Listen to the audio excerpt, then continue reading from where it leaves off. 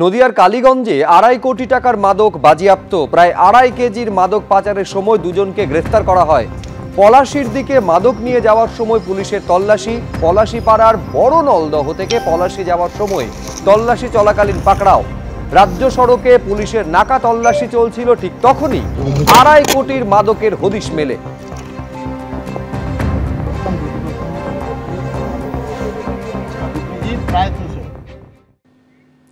বছর ঘুরলেই বিধানসভা ভোট। তার আগে যখন বিজেপির টার্গেট পশ্চিমবঙ্গ, তখন পাল্টা গুজরাট এবং দিল্লির প্রসঙ্গ টানলেন মমতা বন্দ্যোপাধ্যায়।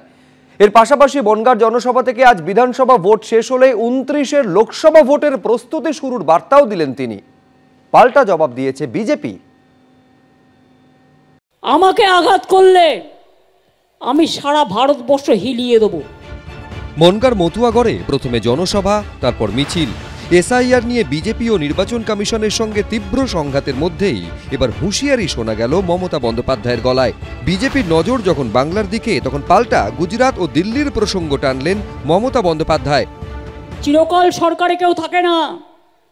2029 বড়ই ভয়ঙ্কর।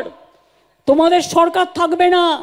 শকুনি মামারা সেদিন কোথায় পালাবে, এখন থেকে ঠিক করে জায়গা রেখে দাও।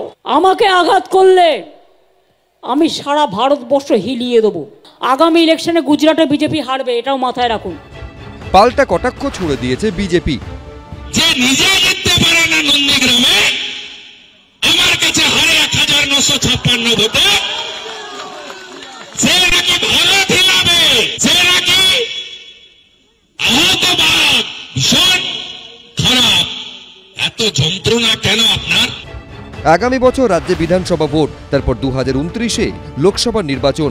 মঙ্গলবার বনগাঁর জনসভা থেকে বিধানসভা ভোট শেষ হলেই 29 লোকসভা ভোটের প্রস্তুতি শুরুর বার্তা দিলেন মমতা বন্দ্যোপাধ্যায়। ইলেকশনের পরে আমি একটু দেশটা চষে বেড়াবো। আপনার যদি অতই দম থাকে, সামনে বিভিন্ন রাজ্যে নির্বাচন আসছে, সেখানে ভোটে দাঁড়ান, দেখি কত ধানে কত চান, কটা সিট পায় তৃণমূল কংগ্রেস। আসামে নির্বাচন আছে, তৃণমূলকে বলবো পশ্চিমবঙ্গের সাথে সাথে অসমে নির্বাচনে অংশগ্রহণ করতে, দেখি কত দম। তৃণমূল বিজেপি এই টানাপোড়েনের মধ্যে ফের দু দলের আঁতাতের অভিযোগে সুর চড়িয়েছে সিপিএম। তিনি তো বিজেপির সরকারের রেলমন্ত্রী ছিলেন না, রেলমন্ত্রী থেকে কয়লা মন্ত্রী পর্যন্ত ছিলেন না।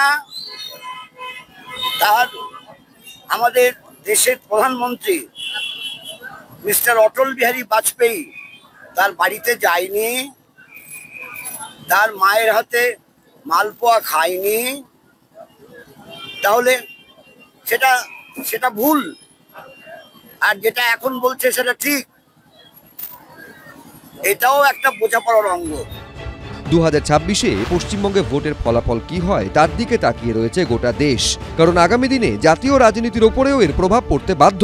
নরেন্দ্র মোদী অমিত শাহর জুটি অঙ্গকলিঙ্গের পর এবার বঙ্গেও জয়ধ্বজা তুলতে সক্ষম হয় না ফের একবার বাংলায় এসে মমতা বন্দ্যোপাধ্যায়ের সামনে তাদের বিজয় রথ থমকে যায়, সেদিকেই নজর গোটা দেশের।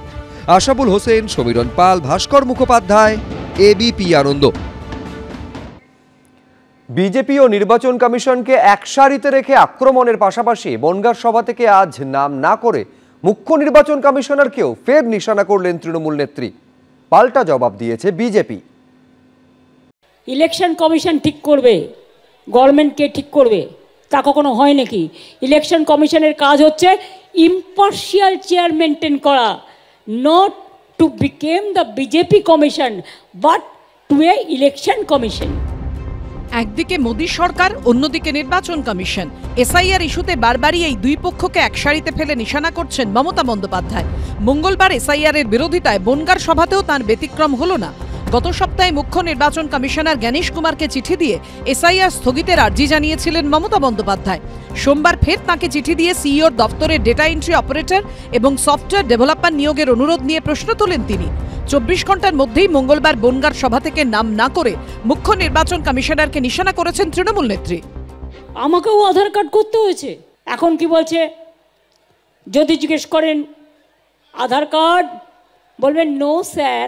লক্ষ্মীর ভান্ডার card no sir. Bank account card no sir. BJP yes sir. Mister yes sir, আপনার স্বরাষ্ট্রমন্ত্রী যখন বলছেন 2024-এও যারা এসছে তাদের কাউকে তাড়ানো হবে না। তাই যদি হয় তাহলে কোনটা ঠিক, কোনটা বেঠিক? এটা ডাবল স্ট্যান্ডার্ড স্পিক নয়। বহুরূপী চরিত্রে অভিনয় করছেন, আঘাত করবার চেষ্টা করবেন না। আঘাত করলে কিন্তু প্রত্যাঘাত করব। আপনি যা পারেন তাই করুন, আপনার ক্ষমতা যেটুকু বাংলার মধ্যে ছিল তাও ক্ষীণ হয়ে আসছে। বাংলার বাইরে 5টা লোক আপনার নেই, সেই কারণে বড় বড় আস্ফালন দেবেন না। এখানেই থামেননি তৃণমূল নেত্রী, এরপর ফের কটাক্ষ ছুড়ে দেন তিনি।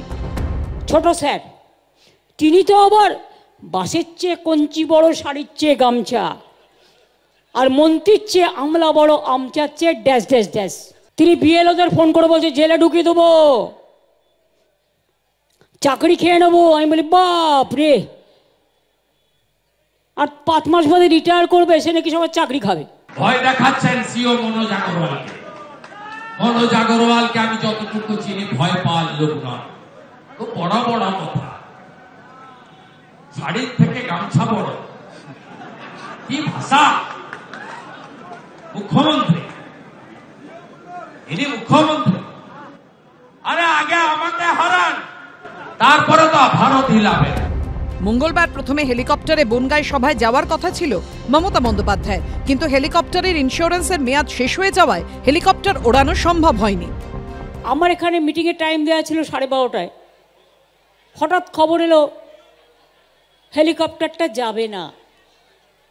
আমি দেখলাম দারুণ মজার খবর তো, ইলেকশনই শুরু হলো না, তার মধ্যে কনফ্রন্টেশন শুরু হয়ে গেল।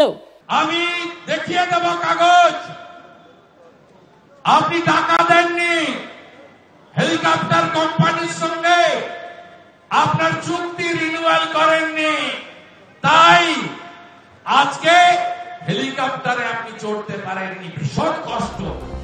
এসআইআর আবহে দিনে দিনে নির্বাচন কমিশনের সঙ্গে তৃণমূলের সংঘাতের পারদ চড়ছে। আশাবুল হোসেন, দীপক ঘোষ ও ভাস্কর মুখোপাধ্যায়ের রিপোর্ট, এবিপি আনন্দ। এসআইআর আবহে এবার দক্ষিণ 24 পরগনার গোসাবায় প্রতিবেশীকেই বাবা সাজিয়ে পরিচয়পত্র তৈরির অভিযোগ উঠল এক ব্যক্তির বিরুদ্ধে। খবর নিতে জানা গেল তিনি নাকি বাংলাদেশি। তার স্ত্রী জানালেন প্রায় 15-20 বছর আগে বাংলাদেশ থেকে এখানে আসেন ওই ব্যক্তি। ঘটনা জানাজানি হওয়ার পর থেকেই এলাকা ছাড়া জিয়ারুল মোল্লা নামে ওই ব্যক্তি। আর এই গোটা ঘটনায় তৃণমূলের বিরুদ্ধে সুর চড়ালো বিজেপি, পাল্টা জবাব দিয়েছে তৃণমূলও।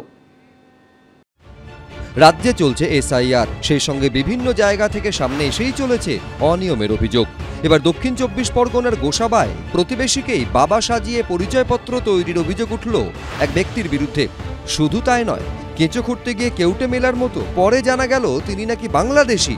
নাম জিয়ারুল মোল্লা, বাড়ি বাংলাদেশে। ঘটনা জানাজানি হওয়ার পর থেকেই এলাকা ছাড়া তিনি। কোথায় বাড়ি? ওনার বাড়ি কোথায় অরিজিনাল? বাংলাদেশে। কত বছর আগে এসেছিল উনি এখানে? অনেক বছর, কলকাতা কাজ করতে গিয়েছিল। অভিযুক্ত ওই বাংলাদেশির পরিবারের দাবি 15-20 বছর আগে বাংলাদেশ থেকে এখানে এসেছিলেন জিয়ারুল মোল্লা। এককালে কলকাতায় থাকলেও পরে গোসাবা ভূপেন্দ্রপুরে পাকাপাকিভাবে থাকতে শুরু করেন। এখানকারই বাসিন্দা আফরিন লস্করকে বিয়ে করেন। অভিযোগ, এরপরই পাশের গ্রামের বাসিন্দা মতলেব মোল্লাকে বাবা বানিয়ে একাধিক পরিচয়পত্র বানিয়েছিলেন জিয়ারুল মোল্লা।